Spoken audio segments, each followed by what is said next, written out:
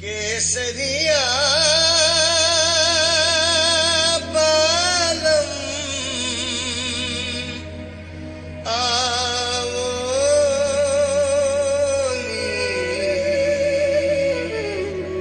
पधारोनी मारे देश।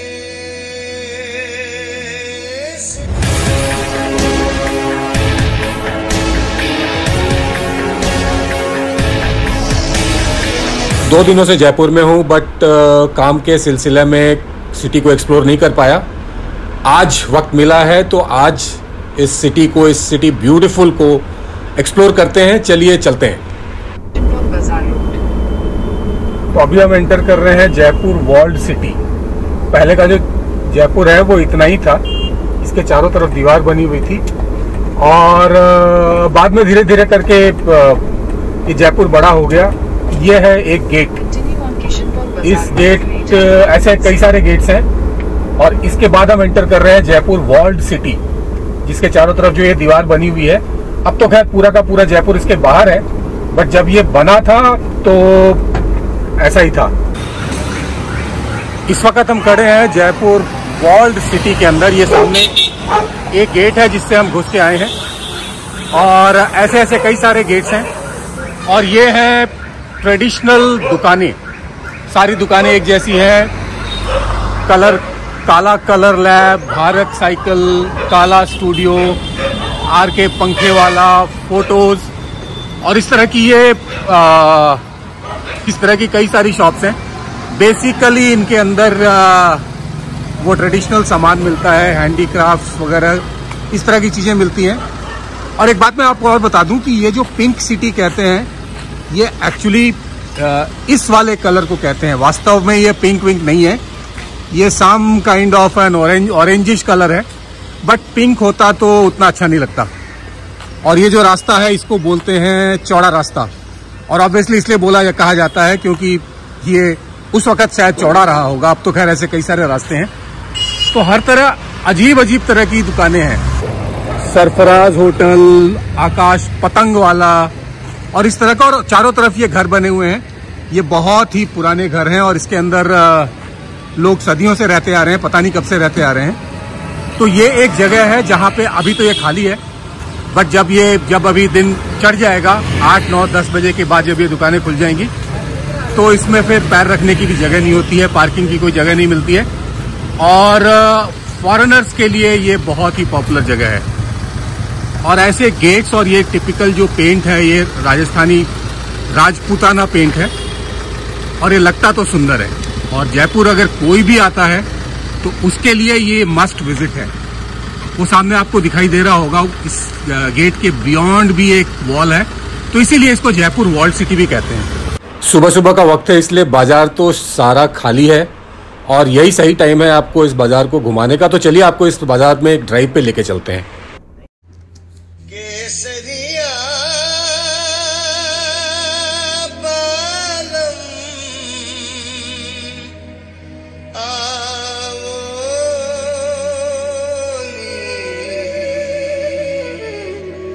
पधारोनी मारे देश रे। पधारोनी मारे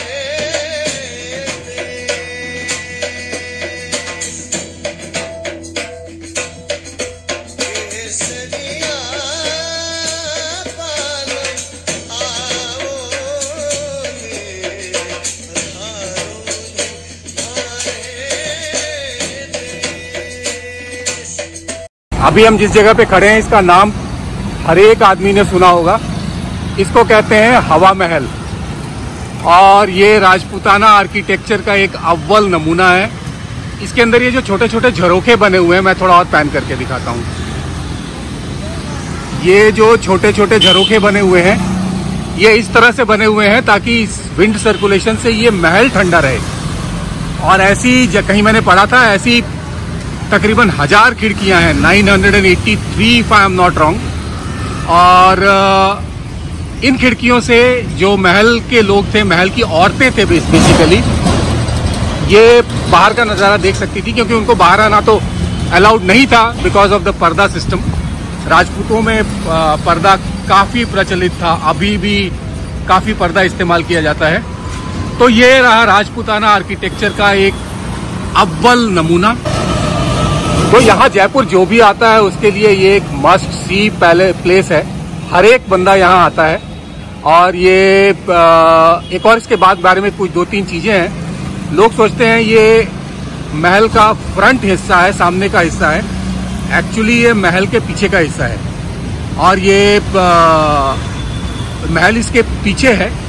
और जैसा मैंने बताया था 983 एक आधा नंबर ऊपर नीचे हो सकता है, इतनी ये खिड़कियां हैं, झरोखा कहते हैं इनको। और ये राजपूताना आर्किटेक्चर का एक अव्वल नमूना है। इसकी एक और खासियत है, ये दुनिया का सबसे ऊंचा बिना फाउंडेशन वाली बिल्डिंग है। इसकी कोई फाउंडेशन नहीं है, ये जमीन से सीधी बनाई हुई है। और ये इसीलिए ये एक यूनेस्को वर्ल्ड हेरिटेज साइट भी है। जिंदगी शुरू हो चुकी है, गाड़ियों का आना जाना शुरू हो गया है। बट ये हवा महल है अपने आप में काफी इंटरेस्टिंग सी जगह। और इसके पीछे है एक्चुअल महल। ये तो सामने का हिस्सा है, ताकि ये जो पैलेस में रानियां औरतें वगैरह रहती थी वो इन झरोखों से बाहर का नजारा देख सके, ये था उसका मकसद। तो जैसा मैंने कहा था, इस महल की कोई नींव नहीं है, ये जहां से दिखाई दे रहा है वहीं से ऊपर बना हुआ है सारा का सारा। और ऐसी बिल्डिंग्स में ये दुनिया की सबसे ऊंची बिल्डिंग है। और रात के वक्त जब आप इसको सामने से देखते हो, जब इसकी लाइटें वगैरह जल जाती हैं, तो इसको देख के ऐसा लगता है जैसे कि ये कोई पिक्चर पोस्ट कार्ड है जो जमीन पे गाड़ा हुआ है। तो ये रहा जयपुर का फेमस हवा महल और एक टिपिकल अव्वल राजपूताना आर्किटेक्चर का एक नमूना। हवा महल जाने का रास्ता, तो ये रास्ता है, ऐसे और कई सारे रास्ते होंगे, बट ये वो रास्ता है जो महल के अंदर जाता है। और जैसा मैंने पहले बताया था, ये जो हमें दिखाई दे रहा है ये महल का पिछला हिस्सा है। और पर्पस इसका वही था कि जो औरतें, जो रानियां हैं, जो घर से बाहर नहीं निकल सकती बिकॉज पर्दा सिस्टम राजपूतों में काफी ज्यादा तगड़ा था, तो वो इन झरोखों से बाहर का नजारा देख सके। और इसको बनाया इस तरह से गया है, इसको हनीकॉम्ब स्ट्रक्चर बोलते हैं। तो ताकि हवा के सर्कुलेशन से, जयपुर एक बहुत ही गर्म जगह है, ताकि हवा के सर्कुलेशन से जो अंदर ठंडा रहता है। ऐसे घर राजस्थान में हर जगह ही बनते हैं। बट ये एक आर्किटेक्चरल मास्टरपीस है, इतना खूबसूरत है, इसलिए इसका इतना नाम है। और कई 100 सालों से ये यहीं पे खड़ा है।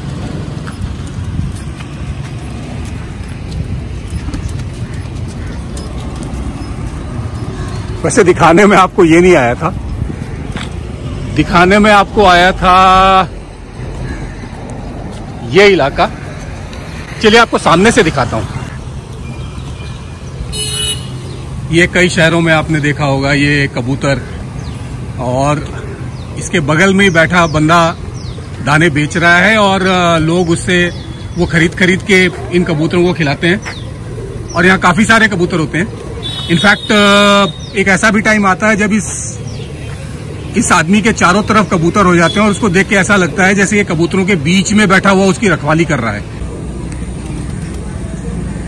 और ये दुनिया भर के कबूतर, और लोगों की अपनी आस्था है, ये कबूतरों को खाना देते हैं और ये सारे हर जगह से इधर ही आते रहते हैं। बट जगह दूसरी दिखाता हूं आपको। ये जो आपको बिल्डिंग दिखाई दे रही है, जो स्ट्रक्चर दिखाई दे रहा है, और ये क्या सन की क्या परछाई आ रही है यार इसके अंदर। ये जो सामने स्ट्रक्चर दिखाई दे रहा है इसको कहते हैं जल महल। चलिए मैं इसके बारे में थोड़ा और आपको बताता हूँ। ये 500 साल पुराना है, इसमें कोई रहता नहीं है। और इसकी एक जरूरी बात है कि इसका एक फ्लोर आपको दिखाई दे रहा है, इसके 5 फ्लोर्स जो हैं वो पानी के 4 फ्लोर्स और जो पानी के नीचे हैं। और इसके ऊपर एक टेरेस गार्डन है, और ये जो लेक है इसको मानसागर लेक कहते हैं। ये भी अपने आप में एक टूरिस्टिक अट्रैक्शन है जयपुर का। हालांकि ये कचरा तो काफी फैला रखा है, बट ये है वो जल महल। अब ये पानी के अंदर है, जिस तरह का ये स्ट्रक्चर है तो ये खराब हो रहा था, कई सारे अटेम्प्ट्स किए गए इसको रेस्टोर करने के, और कोई भी रेस्टोरेशन अटेम्प्ट सक्सेसफुल नहीं हो रहा था। फिर लोगों ने ये स्टडी किया कि ये बना किस चीज से है, और उसके बाद उन चीजों को इस्तेमाल करके इसका रेस्टोरेशन किया गया है। और उन चीजों में हल्दी, मेथी, इस तरह की चीजें हैं। और जब उससे रेस्टोरेशन किया गया तो जो इसके फ्लोर्स अंडरग्राउंड भी हैं, उनके अंदर भी सीपेज की प्रॉब्लम काफी ज्यादा खत्म हो गई है। तो बताना मैं ये चाह रहा था कि हमारे पास जो ओल्ड आर्किटेक्चर और हमारे पास जो ओल्ड टेक्नोलॉजीज हैं, उनको भी इस्तेमाल करने का टाइम आ गया है। तो ये चारों तरफ हैं अरावली की पहाड़ियां, बेसिकली ये हिमालयाज ही है।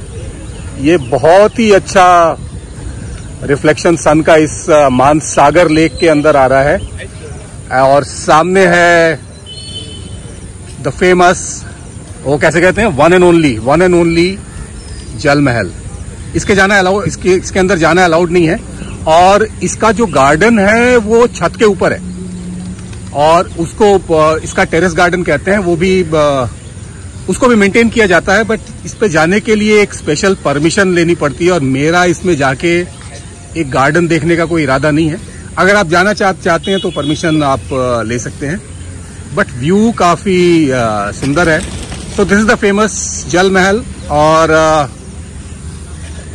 500 सालों से ये यहीं खड़ा है, और अभी देखने में तो सही सलामती लग रहा है। तो ये रहा one more view of the famous जल महल। और जैसा मैंने बताया था, इसकी 5 मंजिलें हैं। अभी तो ऊपर सिर्फ एक ही दिखाई दे रहा है, नीचे 4 मंजिलें पानी के नीचे हैं, और इसकी छत पे एक गार्डन है, टेरेस गार्डन। बट अभी मैं आपको कुछ और दिखाना चाहता हूँ। इसके कंजर्वेशन पे काफी सारा एफर्ट लगा है। मैं एक ऐसे शख्स को जानता हूँ जिसने इसके ऊपर अपनी जिंदगी दी है, मिस्टर हर्षवर्धन। और अब ये माइग्रेटरी बर्ड्स का एक बहुत बड़ा ठिकाना बनता जा रहा है। अभी सीजन तो नहीं आया है, पता नहीं ये बर्ड्स माइग्रेटरी हैं या नहीं है, बट ये हैं काफी सारे। और ये इस तरफ भी हैं, और बीच बीच में जितने भी ये पौधे झाड़ वगैरह दिखाई दे रहा है, इसके अंदर बर्ड्स ही बर्ड्स हैं। तो नेचर का एक काफी अच्छा समन्वय है, और जगह तो ये ढिंचैक है ही।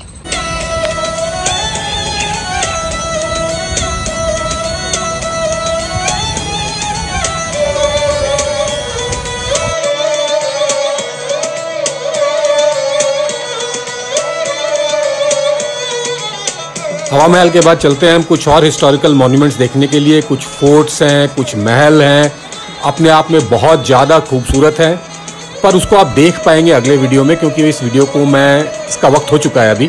तो इस वीडियो को मैं यहाँ पे एंड करता हूँ। मिलते हैं अगले वीडियो में, देखिएगा ज़रूर। तब तक के लिए जय हिंद, जय भारत, वंदे मातरम।